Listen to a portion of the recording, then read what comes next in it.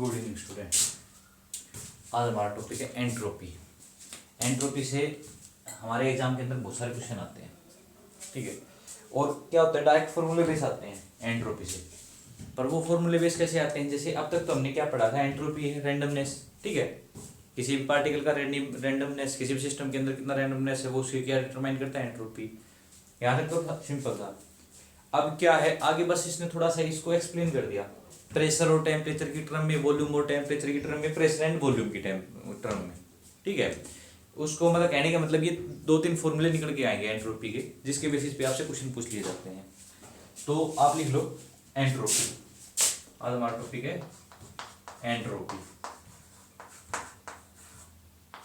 Entropy तो entropy हमारा क्या है, रैंडमनेस। रैंडमनेस, ठीक है, सबको पता है रैंडमनेस है, ठीक। और ये किसने दिया था, जब हम पढ़ते हैं स्टैटिकल मैकेनिक्स पढ़ते हैं, आगे पढ़ेंगे, ठीक है। थर्मोडायनेमिक्स की है, स्टैटिकल थर्मोडायनेमिक्स वो पढ़ेंगे। तो उसके अंदर बताया गया था जो हमारा एंट्रोपी है वो क्या है, किसी भी सिस्टम के अंदर उसकी क्या है, रैंडमनेस को बताता है, ठीक है। और उसने इस रैंडमनेस को डिनोट किया, एक बार इसकी लिख लो, थ्योरी लिख लो, मैं आपको थ्योरी बोल देता हूं कि according to statical mechanics, according to आगे लिख लो, मैं जल्दी से बोल देता हूं, statical mechanics, the entropy is the entity which measure the degree of randomness. एक बार क्वालिटी चेक कर लेता हूं। हाँ ठीक है, आपको दिखाई दे जाएगा। आज फोकस कर ही नहीं रहा, पता नहीं फोन क्या हो रहा है। एक मिनट, ठीक है, लिख लिया। According to statical mechanics the entropy is the entity which measure the degree of randomness disorder, ठीक है। और उसने क्या बताया, एंट्रोपी को किसे डिनोट कर दिया, S इक्वल टू के कोई कांस्टेंट S, K इक्वल के ln W, ठीक है। जो यहाँ पे ये W है, ये है थर्मोडायनेमिक प्रोबेबिलिटी,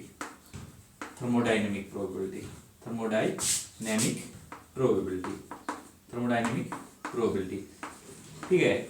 ये क्या बताता है, थर्मोडायनेमिक प्रोबेबिलिटी ये बताता है कि सिस्टम के अंदर कितना चेंज हुआ, मान लो कोई हीट एब्जॉर्ब की, क्या इंटरमोलिकुलर फोर्स के बीच में क्या स्ट्रॉन्ग हुए, वीक हुए, कितने हुए वीक, तो कितने वीक हुए, कितनी उसके अंदर रैंडमनेस आई, वो सारी सिस्टम की, उसको क्या बोल देते हैं, थर्मोडायनेमिक प्रोबेबिलिटी सिस्टम की, ठीक है। कितना सिस्टम के अंदर चेंज हो रहा है, और चेंज होने के बाद जो रैंडमनेस आएगी उसको डिनोट करते हैं किससे, हमारी एंट्रोपी से, S से।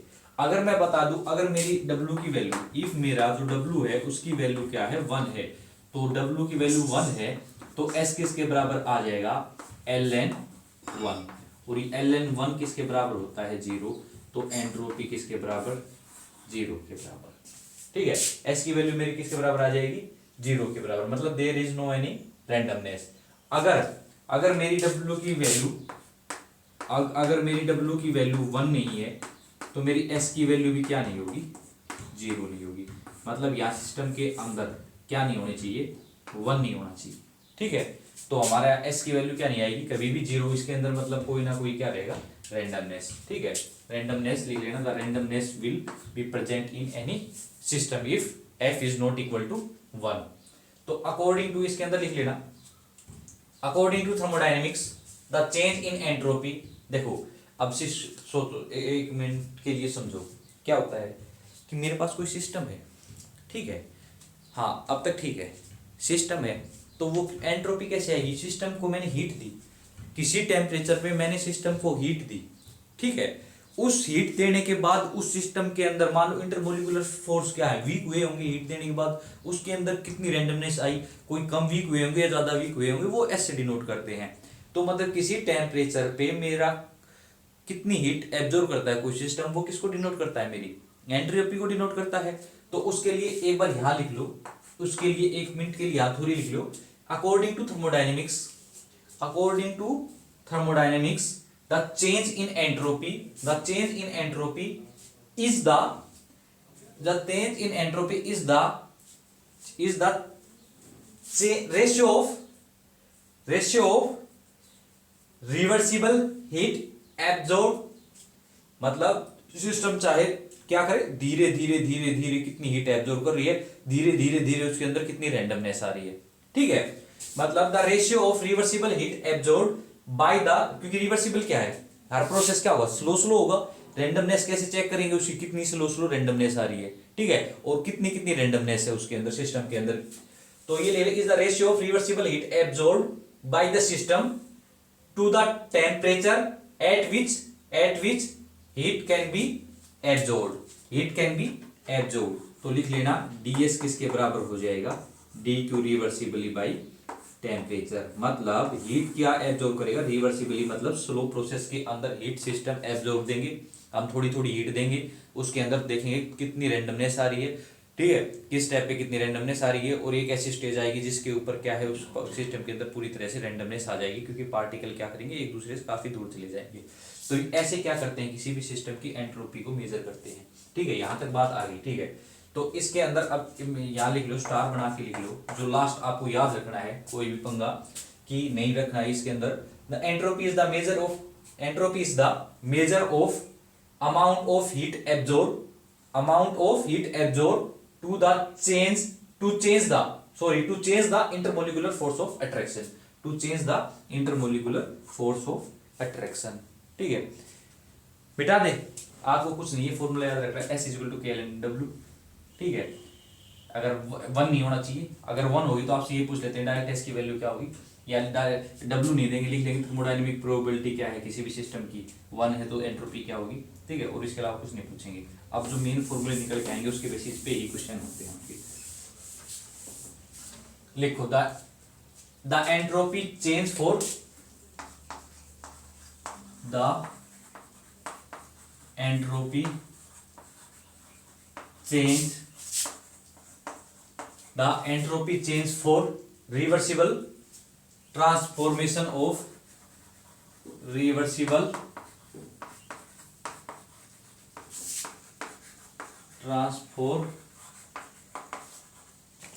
Transformation of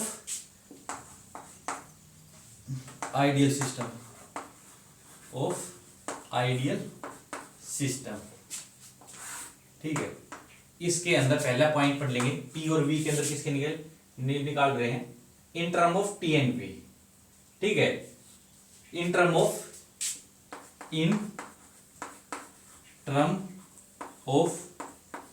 T and V। तो अब देखो इसके अंदर ये मान लेना, कंसीडर एन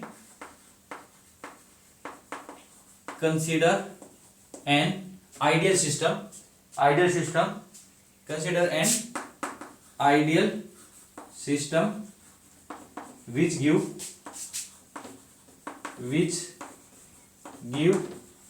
gives transformation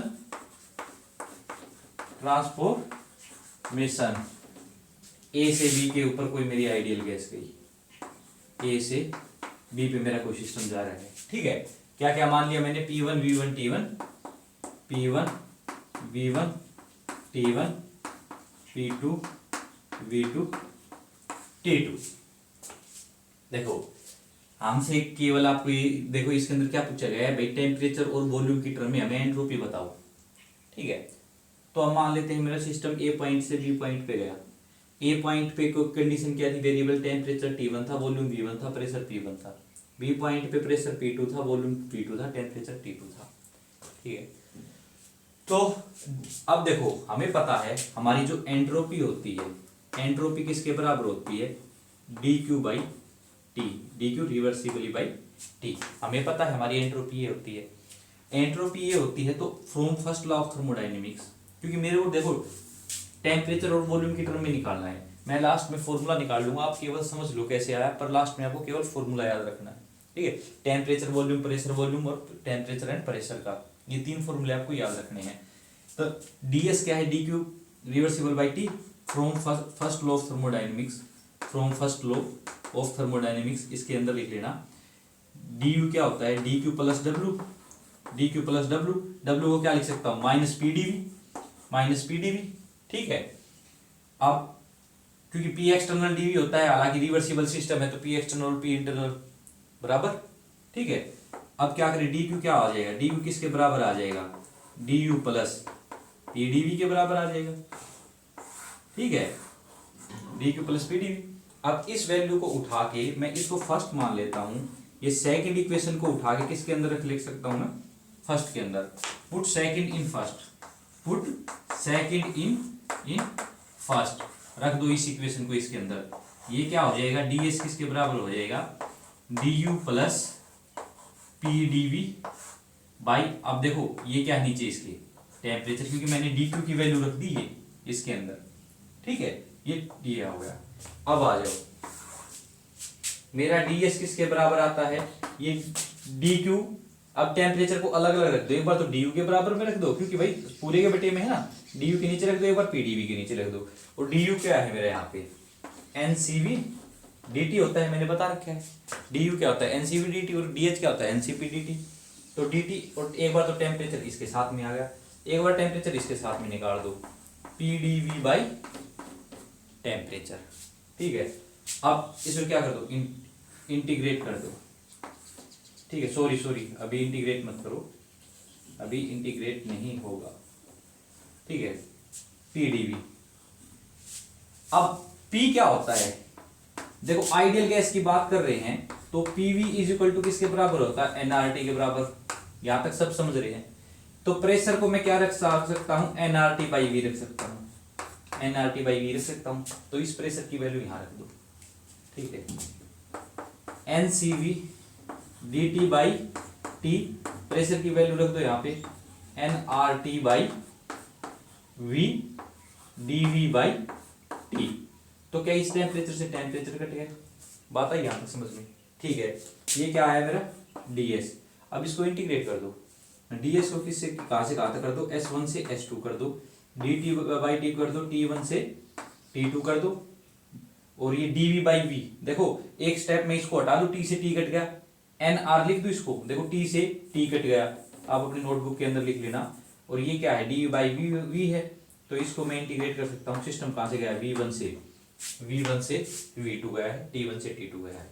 ठीक है, तो ये क्या आ जाएगा, S2 minus S1 NCV dt by dt, T का क्या लिख सकते हैं, ln T, ये क्या है T1 से T2 प्लस, इसको क्या लिख दो NR, इसको क्या लिख दो ln V, V1 से V2। यहां तक तो कोई प्रॉब्लम नहीं आई होगी। ठीक है, अब मैं इसको मिटा देता हूं, इसको मिटा देता हूं। ठीक है, अब ये क्या है, S2 माइनस S1 मतलब डेल्टा S लिख सकता हूं। NCV एक बार तो यहां लिख दो ln T2, और एक बार माइनस में ln T1 हो जाएगा। देखो NCV ये क्या हो जाएगा, ln T2 minus ln T1 plus NR, एक बार क्या हो जाएगा, ln V2 minus ln V1। अब क्या करो, डेल्टा S को रख दो, NCV ln T2 by T1 plus NR ln V2 by V1। ये मेरा किसके आ, टेम्परेचर और वॉल्यूम के टर्म में मेरा डेल्टा एस की वैल्यू आ गई। ठीक है, आपको इसको कोई भी थर्ड इक्वेशन जो आपको नाम देना वो इसको ही याद रखना। ठीक है, एक बार क्लियरिटी चेक कर लो। हाँ सही है। ठीक है, अब मैं देख लेता हूँ आगे किस टर्म में पूछा गया आपसे। हाँ मिटा दे इसको।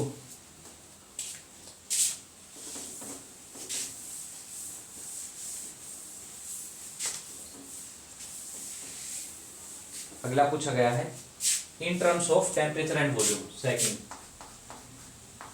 In terms of temperature and volume. वो किसके, सॉरी टेम्परेचर और वॉल्यूम के अंदर तो हमने कर लिया टेम्परेचर एंड प्रेशर के। ठीक है, इसके अंदर भी आ जाओ।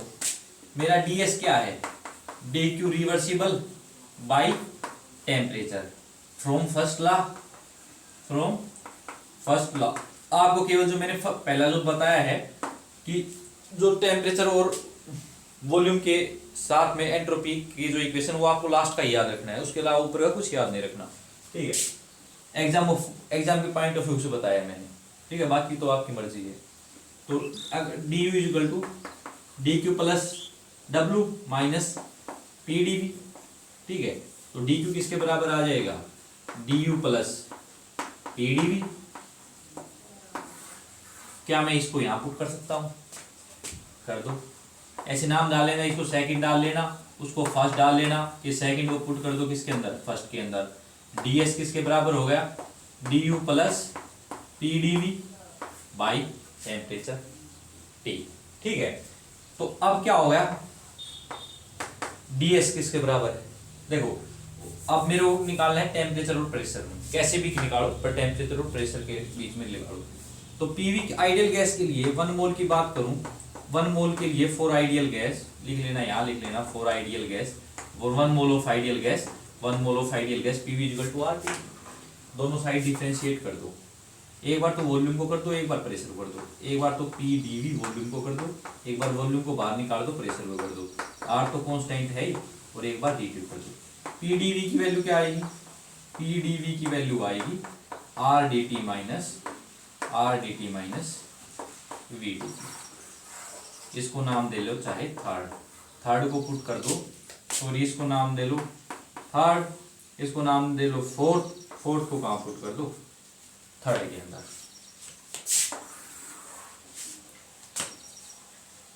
ds किसके बराबर आ जाएगा, du तो ठीक है, du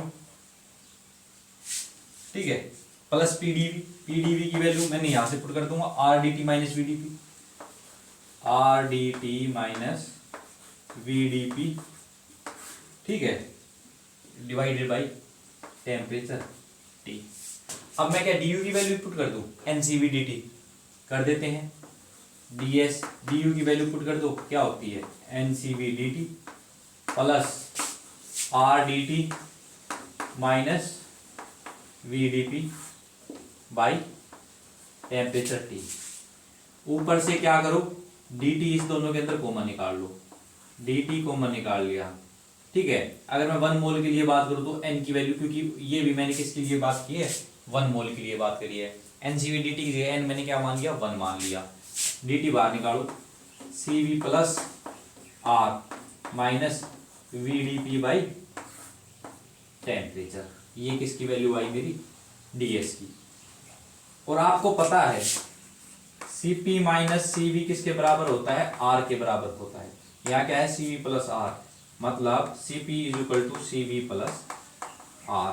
तो मैं cv प्लस r की जगह क्या रख दूं, cp रख दूं, cp dt minus vdp by temperature T, ये किसके बराबर है, ds के बराबर है। तो अब मैं क्या करूंगा, हाँ अब T को अलग अलग रख दो, cp dt बाई टेम्परेचर इसके साथ में रख दो, एक बार क्या करो vdp बाई टेम्परेचर इसके साथ में रख दो, ये है ds। अब वॉल्यूम v है, आइडियल गैस के लिए v है, v की वैल्यू क्या आएगी, pv is equal to RT, v की वैल्यू क्या आ जाएगी, RT बाई p। ये v की वॉल्यूम कहाँ रख दो, यहाँ रख दो, मिटा देता हूँ इसको मैं।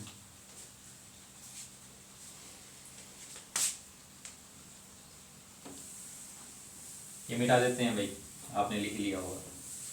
ठीक है, ds किसके बराबर आया, cp dt by t minus v है, तो क्या लिख दो, RT by p into dp by t।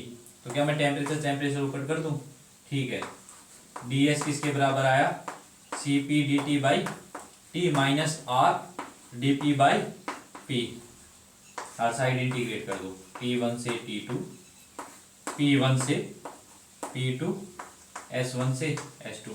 ये चेंज इन एंट्रोपी किसके बराबर आएगा, cp। आपको पता है जैसे मैंने पहले वाला किया है वैसे आप कर लेना, ये क्या आएगा ln t2 by t1 minus r ln p2 by p1। ठीक है, आई बात समझ में आपको। इन दोनों के बीच में रिलेशन निकाल ली, आ गई ना यहाँ तक समझ में। टेम्परेचर और वॉल्यूम के अंदर भी हो गया, टेम्परेचर और प्रेशर के बीच में भी हो गया।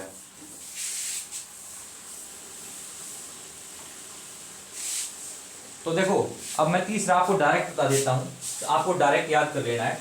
जो थर्ड है वो किसके अंदर आएगा, प्रेशर एंड वॉल्यूम की टर्म में, प्रेशर एंड वॉल्यूम की टर्म में। Delta S N C P L N V two by V one, L N V two by V one plus N C V plus N C V L N P two by P one. आपको ये याद रखना है pressure और volume की term के अंदर। आगे बात समझ में आपको, ठीक है। तो अब एक दो पॉइंट देख लो इसके ऊपर, और कुछ भी नहीं है। आपको देखो मैंने बताया temperature volume, pressure temperature and pressure and volume, तीनों के फॉर्मूले आपको क्रैम कर लेने हैं, याद कर लेने हैं। डायरेक्ट इसके फॉर्मूला बेस पे क्वेश्चन आएंगे, ठीक। अब मैं पहला, जैसे मैं इसको मिटा देता हूँ, इसको भी मिटा देते हैं। जो मेरा पहला आया था डेल्टा एस टेम्परेचर और वॉल्यूम की टर्म में जो आया था NCV L N P two by T one, NCV L N T two by T one plus क्या था N R L N V two by V one, N R L N V two by V one. अगर मैं बात करूं इसकी and change in entropy, if constant volume, if volume is constant, if ऐसे लिख लेना, इफ वॉल्यूम इज कांस्टेंट, मैंने ऐसे लिख दिया कांस्टेंट वॉल्यूम, तो मेरा क्या आ जाएगा, कांस्टेंट वॉल्यूम मतलब चेंज नहीं है वॉल्यूम के अंदर, तो जो वॉल्यूम है मेरे दोनों क्या रहेंगे, सेम रहेंगी। तो ये टर्म क्या हो जाएगा, ये टर्म मेरा क्या आ जाएगा, जीरो, ठीक है। क्या आ जाएगा, चेंज इन वॉल्यूम क्या आ जाएगा, zero, change in volume zero आएगा। जो V1 था वो V2 के अंदर कोई चेंज नहीं, तो ये टर्म भी मेरी क्या आ जाएगी, जीरो आ जाएगी। आप इस चीज को याद रखना, क्योंकि देखो वॉल्यूम V1 से V2 जा रहा है, पर मैं क्या बोल रहा हूँ, मेरा सिस्टम किस पे काम कर रहा है, कांस्टेंट वॉल्यूम पे काम कर रहा है। सिस्टम को ना हम एक्सपेंड कर रहे हैं ना कंप्रेस कर रहे हैं, ठीक है। चाहे वो हीट दे रहे हैं तो टेम्परेचर बढ़ रहा होगा, ठीक है, हीट निकाल रहे हैं तो टेम्परेचर डिक्रीज हो रहा है, वो अलग सिस्टम है। तो मेरा एस की वैल्यू क्या हो जाएगी, डेल्टा एस की वैल्यू क्या हो जाएगी, N C V L N T two by T one. और अगर if T two greater than T one है तो ये सिस्टम पॉजिटिव आएगा, तो डेल्टा एस भी क्या आएगी, ग्रेटर देन जीरो। तो मतलब क्या है, रेंडमनेस क्या हो जाएगी सिस्टम की, किसी भी सिस्टम की डेल्टा एस पॉजिटिव है तो उसका मतलब क्या है, रेंडमनेस क्या है उस सिस्टम की क्या हो रही है, इंक्रीज हो रही है, ठीक है, यहां तक। तो अगर वी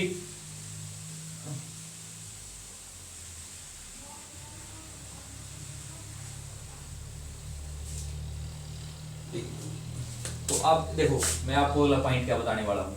यहाँ पे तो मैंने क्या था, वॉल्यूम को कांस्टेंट कर दिया, मैं टेम्परेचर सिस्टम का कांस्टेंट कर रहा हूँ, तो वो क्या आ जाएगा, N R L N V two by V one. देख लोगे अगर वी टू ग्रेटर देन है तो सिस्टम भी क्या पॉजिटिव आ जाएगा, कम है तो क्या हो जाएगा, नेगेटिव आ जाएगा, लेस देन जीरो हो जाएगा, एंट्रोपी क्या आ जाएगा, डिक्रीज हो जाएगी सिस्टम की। तो आप ये कर लोगे ना, नेक्स्ट पॉइंट के अंदर ये बना लोगे, ठीक है। अब मैंने इसको कांस्टेंट कर दिया, भाई आप इसको कर देना, ठीक।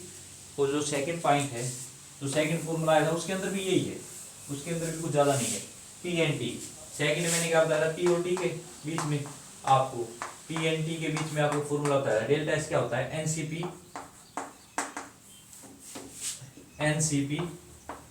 L N T two by NCP L N T two by T one minus N R L N P two by P one, ठीक है।